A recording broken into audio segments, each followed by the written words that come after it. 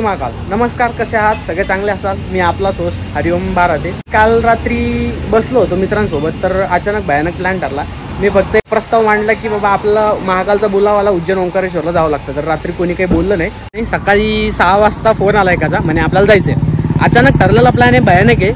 तर आता ही जर 4 व्हीलर घेऊन आता निघलेलो आहे उज्जैनला. उज्जैन ओंकारेश्वरला निघलेलो आहे. संभाजीनगरवरून निघलो. सध्या आता कॅमेरेजला आहे. आणखी एक मित्र येतोय. अचानक म्हणजे अचानक ठरलं. आता जवळपास 10 वाजले. एक 7 वाजता सगळ्या फोन आला. सकाळी मी मित्रांना सगळ्यांना फोन केले की जायचं म्हणून. तरी रेडी झाले. 7 जण झालेले आता. तर बघू आता समोरचा प्रवास कसा होतो. मग काय भाऊ, आमच्या सोन्यानं गाडीला नारळ ओवळलं आणि लगेच दणक्यात फोडलं लगे ओके. त्यानंतर काय भाऊ लगेच निघालो. गाडीचं काय थाट, गाडीला लगेच पाणी प्यायला लागलं. गाडीची लगेच ताण भागवली. मग तिथून लगेच ताण अशी मोकर वागवली तर लगेच आनंद लगेच. त्यानंतर आमच्या गोपाल भाऊना 4 घंटे ड्रायव्हिंग करून 4 घंटे गाडी चालून लागल्या. मग भुका लागल्या. मग काय पावरला थांबलो. तिथं अजिंक्य येणार होता. पावरला थांबलो. लगे असं मोक्करवानी भाकरी आणि जेवण करायला बसलो. का सोन्या कसा हसतोय. मग काय जेवण करून लगेच अजिंक्यला घेऊन समोर निघालो. तर ओंकारेश्वरला जाताना मुक्ताईनगर लागतं. मुक्ताईनगरमध्ये फेमस एक देवीचं आहे मुक्ताई म्हणून. त्या देवीचं आम्ही इथं दर्शन घेतलं मित्रांसोबत सगळ्यांसोबत. आता इथून आम्ही थेट डायरेक्ट मुक्ताईनगरहून डायरेक्ट आम्ही मध्य प्रदेशमध्ये एंटर करणार. मध्य प्रदेशमधून डायरेक्ट ओंकारेश्वर. साईडलाच आदिनाथ योगीची मूर्ती आणि हनुमानाची एक मूर्ती आहे. मध्य प्रदेशमध्ये आता एंटर केलेलं आहे. बाकी व्ह्यू एक नंबर आहे. आणि ही 4 व्हीलर. बाकी व्ह्यू कसा भयानक दिसतोय ना. बऱ्हाणपूर मध्य प्रदेशमध्ये एंटर केल्यानंतर बऱ्हाणपूर लागतं. बऱ्हाणपूरून आता इथं एका व्ह्यूला थांबलो.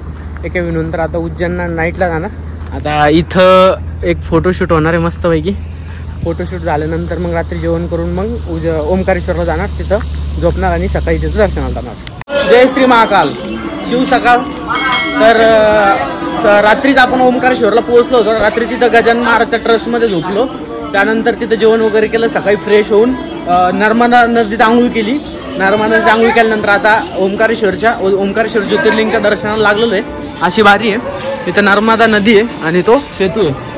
आता हे सगळं क्रॉस करून मग महादेवाच्या दरबारमध्ये सकाळीच 4:30 वाजता 4 वाजता नर्मदा नदीमध्ये खाली आंघोळ केली. त्यानंतर आता भारी लागलोय आंघोळ करून आणि मग आता दर्शनाला चाललोय.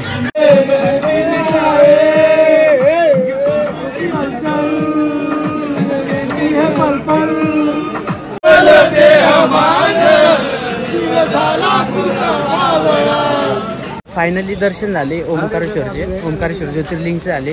आता जवळपास आम्ही 5:30 वाजता दर्शनाला लागलो होतो. 5:30 आता टाईम झालेला आहे 7:30 वाजले. जवळपास श्रावण सोमवारमध्ये पण आम्हाला 2 तास लागले. आता म्हणजे जसं आम्ही 5:30 वाजता लागलो त्यामुळे एवढी गर्दी नव्हती. आता जास्त गर्दी होती. जसं जसं उजळतं तसं गर्दी होती. आता आम्हाला जवळपास 2 घंटे लागले पूर्ण दर्शनाला.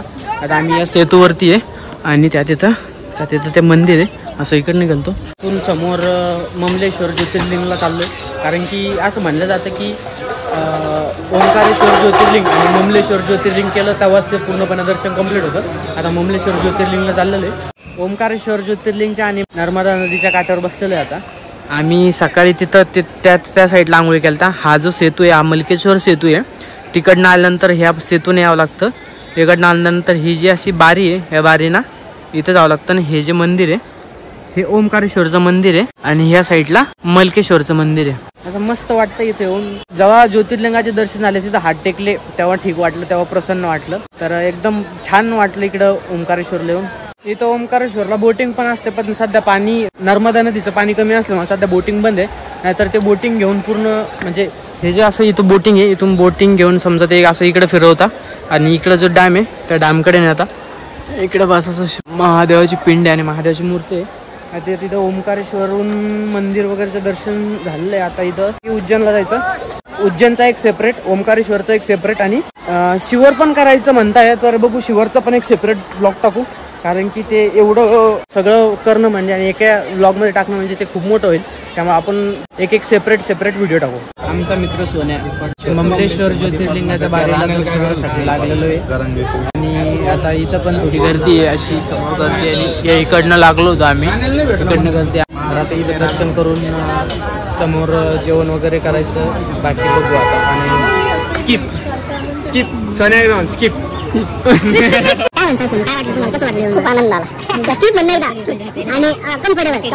श्री ममलेश्वर ज्योतिर्लिंगाचं दर्शन झालेलं आहे.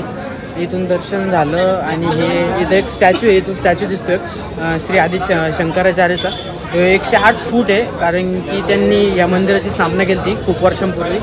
तो स्टॅच्यू 108 फूट आहे, सगळ्यात उंच इथला. आता हा इथून स्टॅच्यू इथून दिसत नाही, पण ते तिथं जाता येत नाही कारण की तिथं परिक्रमा करावं लागते, तेव्हा ते दिसतं. आता इथं दर्शन झालेलं आहे. बाकी हे एवढं जे मंदिर आहे हे सगळं पुरातन आहे इथं. फायनली आता ममलेश्वर ज्योतिर्लिंगाचे पण दर्शन झाले आपले.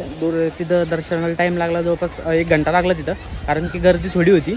आणि असं म्हटलं जातं आधीपासून की ओंकारेश्वर ज्योतिर्लिंग आणि ममलेश्वर ज्योतिर्लिंगाचे दोन्हीचं जेव्हा दर्शन करसाल तेव्हा ओंकारेश्वर ज्योतिर्लिंगाचे दर्शन पूर्ण होईल. एकाचे जर केलं आणि एकाचं जर नाही केलं तर ते अपूर्ण राहतं. आता तिथून आपण दर्शन करून आलेलो इकडे पार्किंगकडे, आपल्या जिकडे गाडी तिकडं. आता इथून एक सगळ्यात महत्त्वाचं म्हणजे इथं एक आदि शंकराचार्याची एक मूर्ती इथं 108 फूट आहे, सगळ्यात उंच आहे. कारण की त्यांनी जे मंदिर दिसतंय पाठीमागं, हे जे मंदिर दिसतंय ओंकारेश्वरचं, त्यांनी स्थापना केली ती खूप वर्षांपूर्वी. आता आपण इथं सध्या नर्मदा नदीच्या काठावर इथं थोडा वेळ थांबलेलो आहे. हा जो सेतू आहे, हा सेतू ना पलीकड आणि अलीकड म्हणजे मंदिराकडं, ओंकारेश्वर मंदिराकडं आणि अलीकडं येतं.